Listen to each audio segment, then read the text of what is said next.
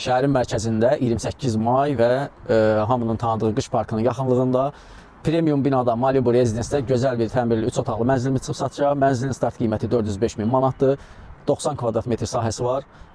Mənzil tam əşyalı satılır. Mənzilin daxili videosunu paylaşacağım indi.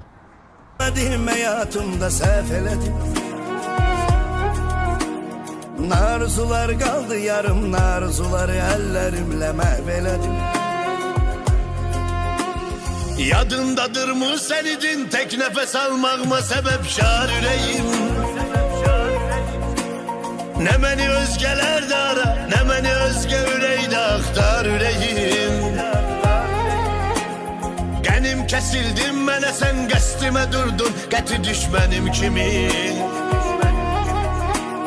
Mən necə yandım, yanacaqsan kül olub, qəm kədər də mənim kimi.